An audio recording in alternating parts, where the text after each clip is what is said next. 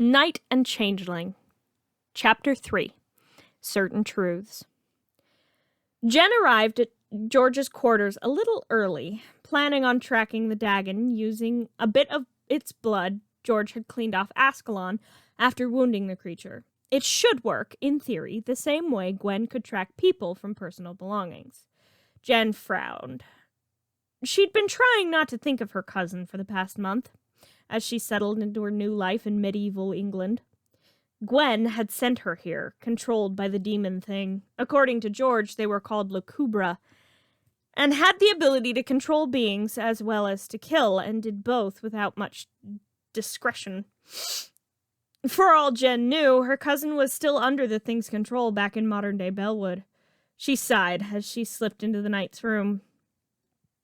She hadn't been in here before, and she was curious. She spotted the packages he'd bought at the market yesterday on one of the desks, but that wasn't what grabbed her attention. No, what caught her eye was a standard in the corner. It was gold, or looked to be anyway. Affixed to the top of the pole was an intricately smithed eagle. Jen frowned as she stepped over to it. She'd only ever seen things like this in textbooks of her history class. It hadn't been her best subject, true, but she'd at least found the Romans less boring than most of the other ancient cultures she'd studied. This was the standard of a Roman legion. She blinked and turned as the door opened. George stepped into the room and frowned at her. "You're early," he stated, glancing at the standard. "What's this?" she asked almost angrily. Everything she'd seen, and what little she knew from what Kai and Gregory had told her about the book, suggested that she was in 11th century England, nowhere near Rome, much less a legion. "A relic from a past life that I left behind me many years ago." Jen's eyes narrowed.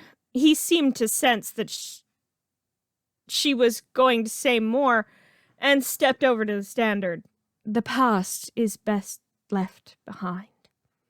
Jen's glare intensified. "If that were true, I wouldn't be here." She spat out at him and he flinched. She hadn't meant to be so harsh, but apparently it was the push he needed. He sighed.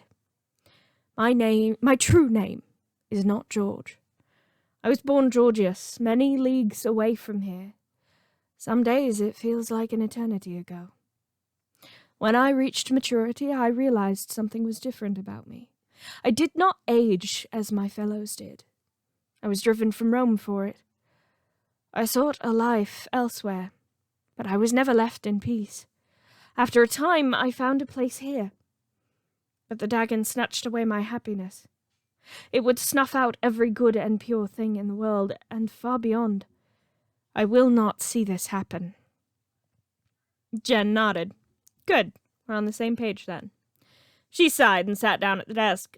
I haven't been completely honest either. Asmith, the swordsmith, he didn't send me. I was attacked by one of the lucubra.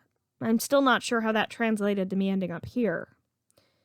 But if what we know is accurate, if what I know is accurate, then we can beat the Dagon together. George nodded, smiling slightly as Jen twisted the dial on the Ultimatrix over to Stardust. She hadn't transformed a lot over the past month. It unnerved the locals. She only transformed when strictly necessary, and it was starting to get a bit boring. But she'd spent more time as Stardust than she ever had before. Partially because if any of her transformations could transcend time and space, that was it. So far, it hadn't worked. She wasn't quite desperate enough to try Alien X, knowing that if she did, there was a good chance she'd be stuck as the statue alien for a long, long time. George shaded his eyes slightly at the glow of the green anodite. "Okay, where's the blood?" she asked, pulling Charmcaster's old spellbook from thin air. She'd been ecstatic that she could still do that. It felt like a link to the future she was from, though it was small and could only be accessed in this form. She cradled the book in both hands, smiling slightly at the memory of the sorceress herself.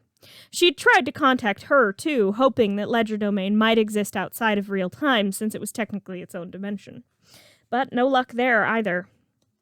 George pulled a bloodied handkerchief out of a drawer and handed it over. Jen folded her legs and closed her eyes, focusing on the blood on the piece of cloth. It was like focusing on a spike being driven through her brain. She grunted in pain and dropped it. George frowned. "Is it not possible?" Jen held up a hand, flicking through Charmcaster's old book. "It's not that it's not possible. It's that I've never tracked anything like this before." She flicked a few more pages in and frowned, tapping the page. "There's an easier way to do it." She turned the page so he could read it. "2. We'll need a few things, but we should be able to get them, as long as the good king isn't afraid of magic." George nodded. "King Arthur acknowledges that magic has its uses." Jen blinked at him. "We don't have time to unpack that King Arthur is okay with magic. We need to get moving to the nearest coastline. I can get most of what I need from there, but we'll need a vessel for the spell." George frowned. "A person?" he asked sharply. Jen shook her head. "No, it actually says here that is the worst way to do this spell. People die. People get hurt. Spells break when that happens. Objects, though, can last a very long time." George pulled one of the packages off the table and pulled off the brown paper wrapping. "Would this do?" he asked, holding out an all-too-familiar green leather-bound book. Jen would have rolled her eyes, but Stardust had no pupil or iris. The plumber symbol, Azimuth's symbol, was emblazoned on the cover. "You know, I think that would do perfectly, but I have to ask, what was that originally for?" You seem to have many things on your mind. I find a journal can help to get your thoughts down in the written word." Jen nodded, knowing full well that he did enjoy a good bit of journaling. "Well, now it's going to help us find the Dagon. When do we leave for the coast?" George nodded to her. "I can have a party ready day after tomorrow, if we're lucky." Jen nodded. It would have to do. Things happened much slower in this time than they did back home. It was going to drive her crazy eventually. Chapter 4. Coastal Crash Site. It took them nearly 2 weeks to get the consent they needed from the king to go out and gather ingredients Jen needed from the coastline. It was the roots of bureaucracy, and Jen hated every minute of it, and was delighted to discover that this King Arthur was, in fact, not the King Arthur of legend, as she could find no mention of his father Uther, according to the history books she knew, in any of the library texts. Maybe this was one of his ancestors. The thought did make her pause as they finally rode out of the castle. It was nice to get out of the stuffy old stone rooms, though if she remembered the layout of the ruin in Nevada correctly, she had already been there once. Several centuries into the future. How the top half of the castle had ended up in the Nevada desert 1,700 years into the future, well, that still remained a mystery. But the air here was clearer than any she'd ever tasted. The sky was clear, and she spotted more birds than she'd ever seen in one trip across the whole U.S. It took them 2 more days to reach the coast from the castle. It, too, was beautiful, a cliffside like Jen had never seen.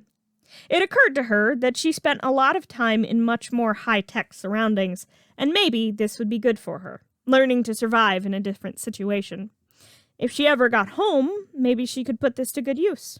If being the key word. A month and a half later, and she wasn't sure. She stood on the edge of the cliffs, smiling out at the deep blue ocean. It was vast and clear. She could see seals not too far away from the rocky shore. "It will take us several hours to climb down, much less get the things you need," George stated, surveying the area. Jen laughed. "I think you forget who you're working with," she said, spinning the dial on the Ultimatrix over to Ripjaws and slapping down the dial as she jumped off the cliff. She heard several cries of fear and shock as George laughed, spotting a finned figure as she hit the water. He shook his head as a shadowy form cut through the water. "All right, men. Let's get down to the beach. Joff, stay with the horses. Will, you'll be lookout." They scrambled to obey, shooting looks over the cliff where the Changeling had vanished. Cutting through the crystalline water was easy for Ripjaws. Scaring away the few fish in her way was even easier. All she had to do was flex the claws on her hands and open her mouth full of jagged teeth. She found a few sea urchins before she found one with a small collection of eggs nearby. She carefully collected them and made for the surface with her powerful tail. She deposited the eggs on a rock to dry out, careful to keep them away from the tide line. She dove back into the surf. There were a few other things she needed. What she wasn't expecting was what she found at the bottom of the cliffs. She frowned as something glittered in front of her. At first, she thought it was a crashed sailing ship, but no, there was too much metal here to be a ship from this era.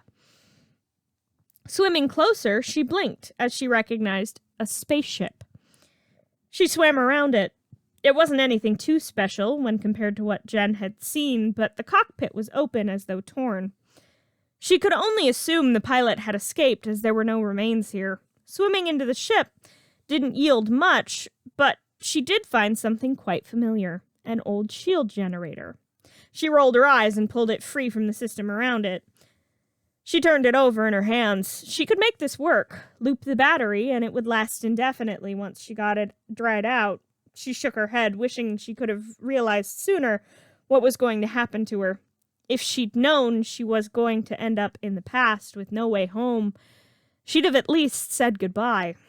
She swam back to the surface and placed the device next to the eggs and dove down again.